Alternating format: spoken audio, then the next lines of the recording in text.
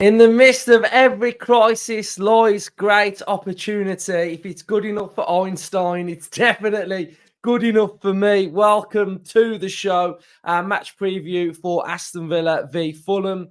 Justin, how are you? Good. Really good. Yeah. Good stuff. And there is now a shift in my mentality.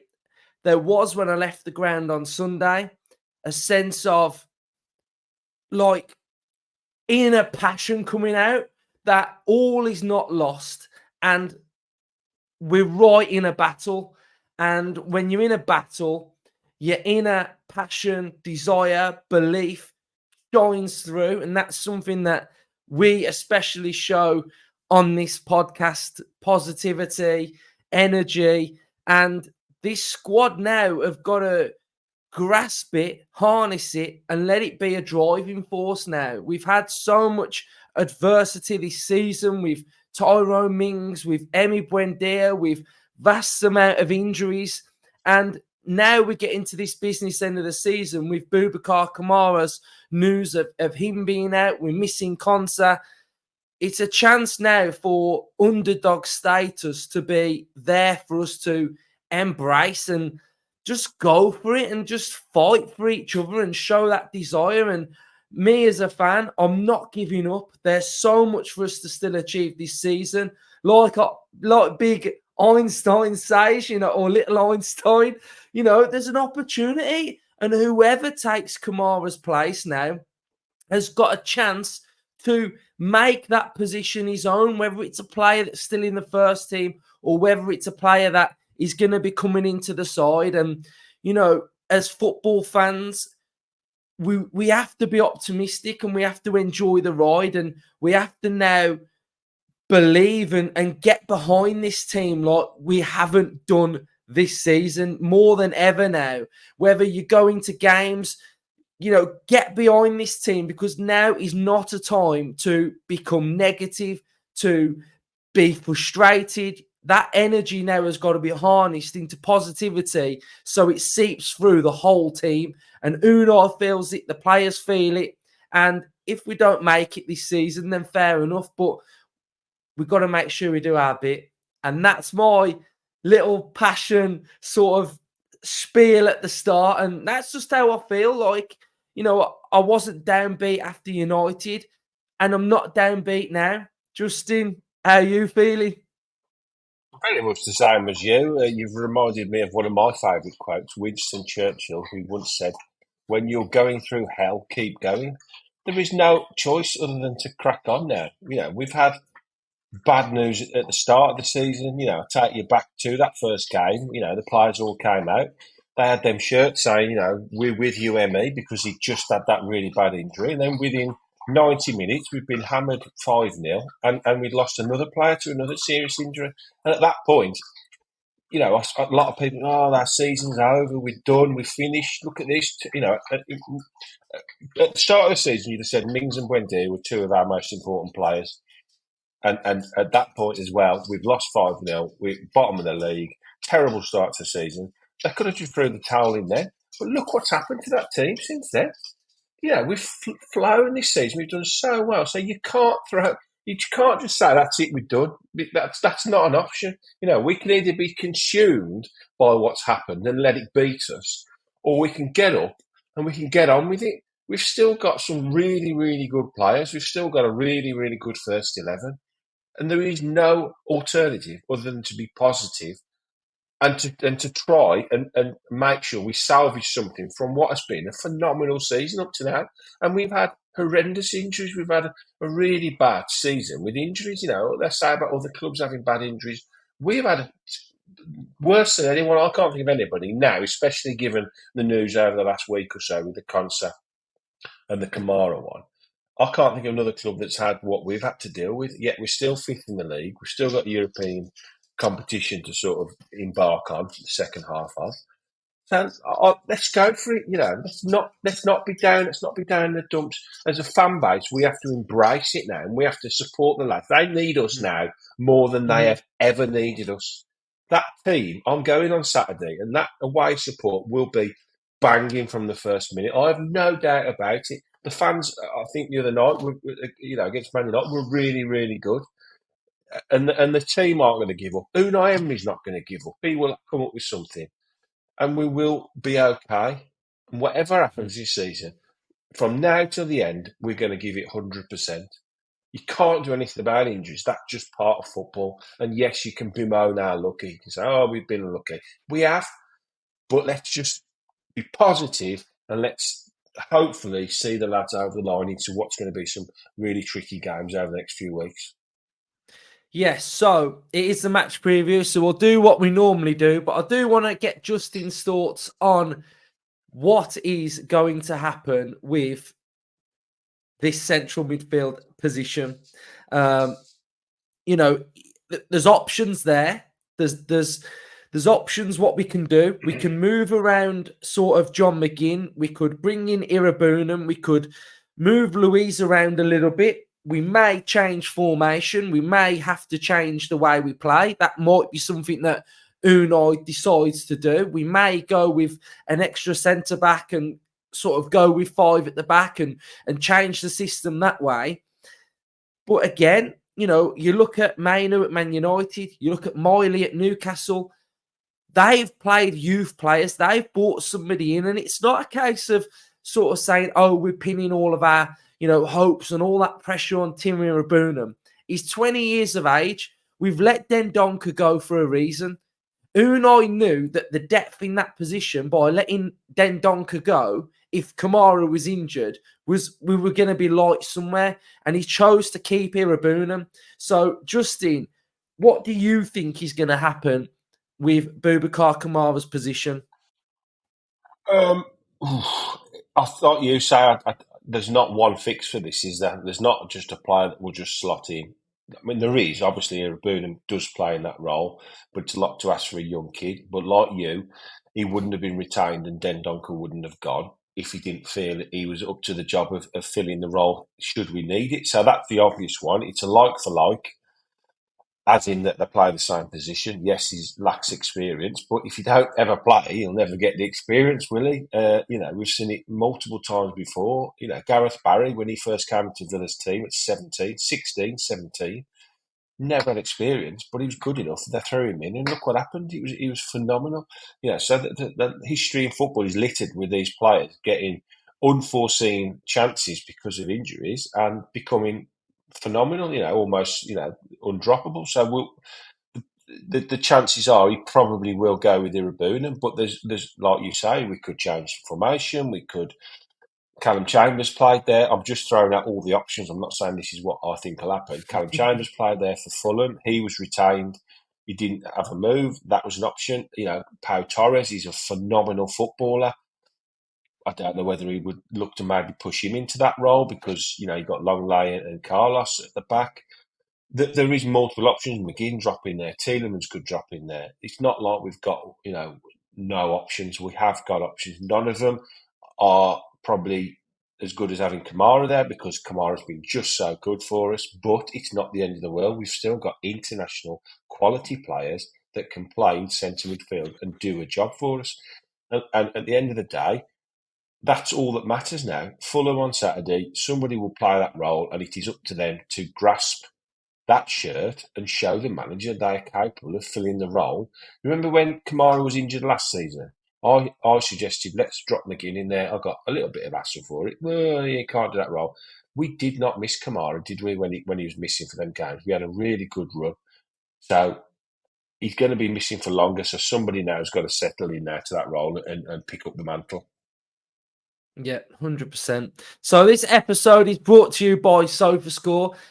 You can scan the code that's on the screen, or you can click in our description and you'll find the link to SofaScore. It's absolutely free. Download it. Helps the channel out massively.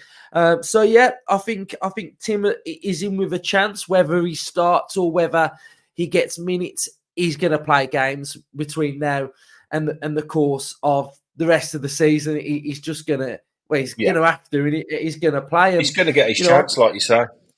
Yeah. Yeah, and I think we've just got to embrace it, back him and believe in him. And he's going to have to grasp his opportunity because, with Kamara playing, he might not have had much of a look in. But now he's got a real opportunity of playing some minutes for Aston Villa and making a claim and becoming I think, a hero. Do you know what I mean? yeah, why not? Why not? Why can't he step in and become a wow? What a player he is! I think he would have got minutes anyway. I think once Europe kicks back in, had Kamara not been injured, we saw Den Donker playing a lot in Europe before when we qualified up to when we qualified in the group stages, and I think maybe we'd be looking to play Rabunum in the European games, maybe to give Kamara and Louise a rest. So I think he was always penciled in to get minutes, to get experience, to be pushed in. All this has done is just accelerated that, in my opinion, and he's now become probably more important to the team because of the injury. But you know, he's ready. We're never going to know if he doesn't play. So there's an opportunity. The space has opened up. There you go, son. Go and fill your boots. Show us what you can do. Yeah. So Fulham up next. A team that are very difficult to look at, really, because you literally never know what you're going to get with Fulham. They might win. They beat Bournemouth last game, and I was thinking Bournemouth were going to go there and probably do a real good job on them and get something from that game, and they didn't. And they're a difficult side. I think Silva's a really good coach. I think he's a real good tactician. And we don't really get much joy at Fulham. I mean, last time we went to Fulham, it was the end of Steven Gerrard. So, sometimes when we go to Fulham, it's a bit of a blessing. But yeah, it's going to be a difficult game, a game that, I think Villa are going to go there with that fire in the belly, that bit of added desire. And we've got so much firepower going forward. I think we're gonna see a different Villa, and I think, I've been a bit critical, saying some teams may have found Villa out a little bit in some of our play, but now maybe this little bit of a shifting formation or a shifting personnel is going to give Villa the little bit of an unknown quantity, and I think with our backs to the wall, as underdogs, I think we're gonna do really, really well. So you're going to the game, Justin. Shout out to Fulham. Shout out to Fulham for getting in touch with the podcast for us to be able to feature in the program. That's absolutely fantastic. When Fulham FC dropped in my email inbox, I was like, bloody hell, what's going on here? So great opportunity from Fulham. So looking forward to see Justin's article in the program. What are you feeling going into the game then? Looking forward to it. It's a stadium I've never been to, weirdly enough, following Villa for all these years. So it's going to be one ticked off my list. I'm looking forward to the day. There's so much negativity around because of the situation we find ourselves in, the form we're in. But I see it as an opportunity. That's how I see the game now. This is another opportunity, a massive opportunity to get back on track, to go to a team that's been a little bit hit and miss lately, not firing as they did last season. They've got some good players. But there's a huge opportunity for Villa to go there on Saturday and put a marker down, which is what we need to do. The performance against Manchester United was excellent, in my opinion, for most of the game, but we just couldn't finish. But I went to Sheffield United, and we were excellent there, and we could finish, and we absolutely destroyed them. So I think if we can reach the levels we did in those two games and be a bit better in front of goal, please, thank you, then I think we'll be fine. They do carry a threat. Like you say, our history at Fulham isn't great, but why not? Let's go and win there Saturday, and let's start another run off. Yeah, so let's have a look at some of the numbers then, some of the stats, the tale of what's been going on between the two sides. Head-to-head record, Aston Villa have got 3 away wins, Fulham have got 6 home wins, played each other 31 times in the Premier League era, drawn 11, 13 wins for Villa and 7 for Fulham. So that's a nice little record for Aston Villa. This season, Villa are 5th, Fulham are 12th. We've got 6 losses, they've got 11. We are scoring 2.1 per game. They're scoring 1.4. We're conceding 1.3 and they are conceding 1.6. This is the previous meetings. A 3-1 victory for Aston Villa earlier on in the season. A 1-0 victory at home last season, and then that dreaded performance 3-0 last season. Absolutely terrible. Form guide, Villa's form. We've got 2 losses in there, 2 wins and a draw. They've got 2 wins, 2 draws, and a loss in there. We have got their passing network against Bournemouth, and as you can see, Palhinha is the one that's sort of their linchpin in the middle. Generally, they play with sometimes 2 holders. Robinson is their big threat down that left-hand side. Kearney and Pereira, they're supporting in midfield. Castagna down that right-hand side is an area that Aston Villa can attack on our left-hand side. Decordova-Reid is their top goal scorer this season. Striker Muniz is in form. And he's scoring at the minute. I think he's got 2 in 2 at the minute. But their left-hand side for me, Diop, Castagna, Decordova-Reid is the area that I think we can really exploit. This was the Bournemouth passing network. Not so great, but went quite long to Sinisterra, quite narrow. They did do quite well in this game, as you can see from the XG shot map. A little bit like Aston Villa against United, really. Bournemouth with a 2.35 XG shot map, and Fulham with a 1.75. So Bournemouth were in the red and got, a vast amount of shots off. You can see the match dominance by expected threat, especially in that second half. Bournemouth with a 4.47 expected threat compared to a Fulham 3.12. We've got the danger creation where Bournemouth attacked Fulham was pretty central, so a little bit like Aston Villa against Manchester United.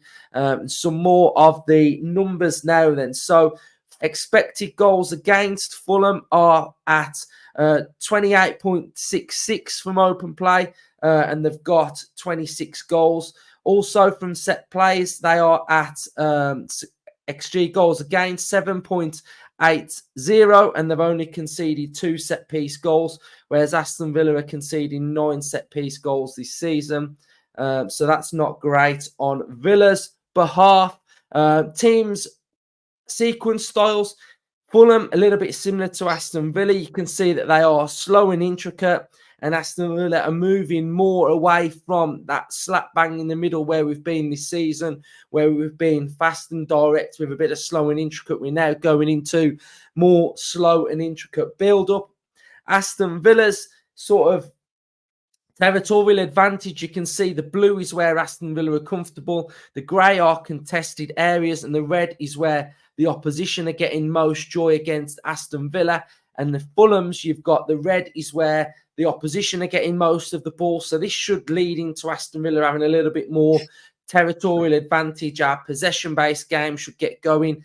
You can see that their big threat is Robinson on that left-hand side. So you can see where they're blue on that left-hand side. And then a little bit of build. They do like to play out from the back as well. And that is all from me. Justin, thoughts? Yeah, I mean, I'm looking at the stats of that Fulham Bournemouth game, which was obviously the last time out for Fulham, and they were absolutely battered by Bournemouth. I don't know, I don't know how they won that game. They were very clinical, I suppose. That's how they won that game. They had 7 attempts, 6 on target, which is a phenomenal ratio, and 3 goals, again, phenomenal ratio. Whereas Bournemouth, 25 goal attempts in that game, very similar to, like you say, to the Man United game for us, but only 4 on target. So we've got to take heart from that. They obviously concede a lot of chances to teams. So if we can be anywhere near the level against Man United, but more clinical, then I really fancy us to win the game, and hopefully comfortably as well, because it would be a really, really nice shot in the arm to not only win the game on Saturday, but to win it, maybe not in the way we would it at Sheffield United, but a 2 or 3-0 or 2 or 3-1 win with good possession, with good chance creation, with taking our chances and controlling the game as well. That would be great for everybody, wouldn't it? Because God knows we need a lift at the moment, and we've got 2 really winnable games coming up after in Forest and Luton. So it could set us off on a nice little run up to that Spurs game, which now looks absolutely critical for the season and the running. So huge opportunity on Saturday for me to go and win a game and to get back on track. Yes, it does feel like it does feel like a really big game, obviously, because of Aston Villa's current form. But what did you sort of take out from the United game the most? Like, what's the one thing that you sort of like took away from it? That we've still got levels that we can reach. Obviously the Chelsea game and the Newcastle game were incredibly frustrating, but it was the way we sort of, I don't want to say capitulated, but the way we didn't have the fight in our belly to get back in the game when we went one down, then two down. I was a little bit disappointed we didn't have a reaction off the bench earlier in both of those games. And then when obviously we conceded early against Man United, it'd be very easy for us all to go, everybody's slumping the seats, everybody just think, okay, here we go again, we're going to lose. But the reaction was better. So they obviously learnt from those two games. Like I say, the levels are still reachable for where we were at the start of the season. So I think that hopefully that level now can be replicated on Saturday and going forward in the running, because we don't want to see those levels drop to the point then where we just fade away and the season just disappears. I don't think that's going to happen. I really don't. I think the manager won't let it happen. I think the players will. There's going to be a siege mentality now in this squad. That's Mhm. if there can be any good from injuries, which there never really is that the players now are going to have their backs against the wall. The manager could come out fighting and saying, look, we've got lots of stuff's going against us here now, but we're not going to give up. He won't make any excuses because injuries are injuries and every team has them. But hopefully the players can react really, really well and they'll be on the front foot and say, we're not going to let these injuries define our season. We haven't put all the work we've put in up to now to just throw it all away now. What we're going to do, we're just going to go down to the park, turn all the lights off and say, just forget it now. We just, we'll write the season off. It's not going to happen. We're still in a brilliant position. We've still got things to play for. And there's not one player in that squad who can pull their boots on Saturday who won't be fighting tooth and nail to try and No. get them 3 points. And if we don't, it won't be for the lack of trying. So I'm going to go there Saturday with a massive away following. I'm going to cheer them on for 90 minutes, and I'm hoping the players will react to that and put a shift in.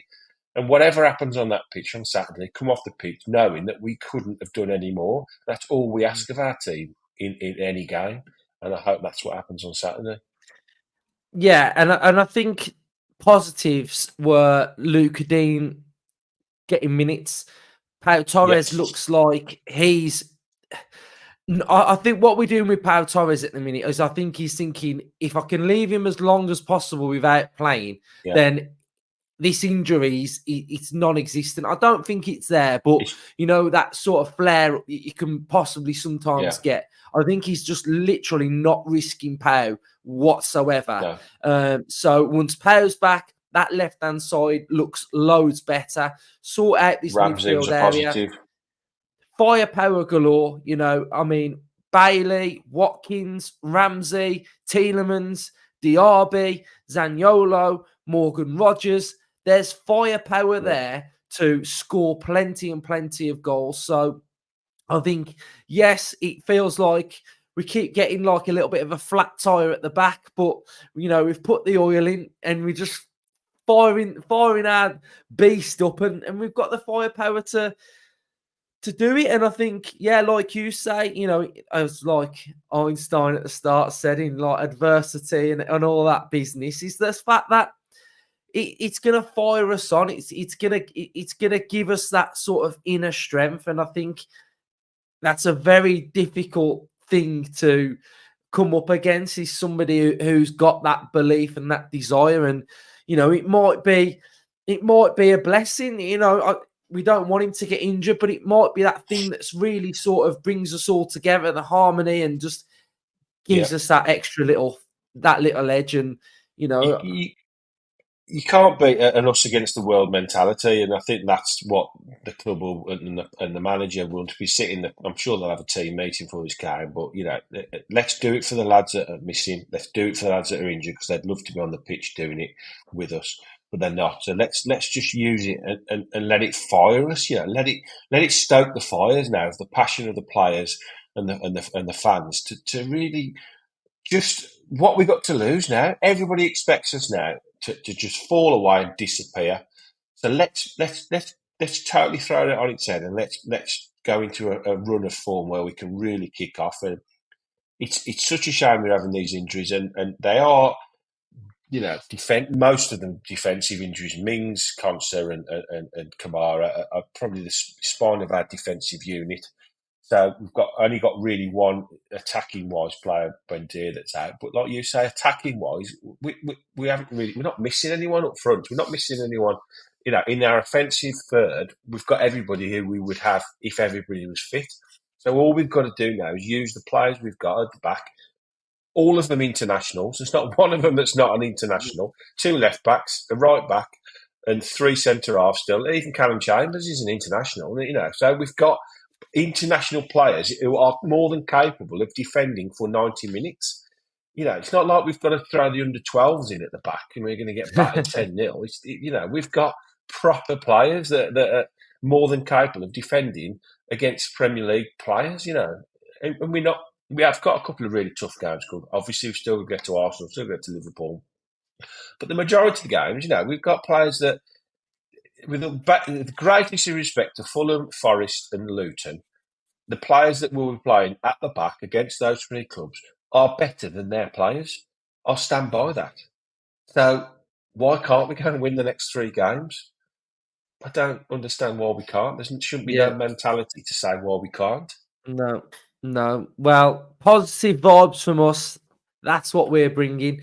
So comment your thoughts in the comment section down below. We will have a week's full of content. We've got predicted lineup, which might be quite difficult. So stay tuned for that. We've got opposition preview. We'll have the press conference. We'll have match reaction on Saturday night as well. Cheers, everyone who has been supporting the channel. I've been absolutely roasted on TikTok. One of my fan cam TikToks has got 130,000 views, which is mental. But you can't read the comments because there's no point because it's just terrible. But yeah, go and follow us on TikTok. And if you do want to have a go at some people, then fire away in the comment section at all the people that abuse me every single week. So make sure you're downloading SofaScore. It's free, great football app, helps this channel out massively. So Justin, score prediction, hit me with it. 3-1 Villa. Yeah, I'm going 2-1. 2-1 Villa. We're going to win this game, and I truly believe that we are going to do it. So cheers, everybody. Up the Villa.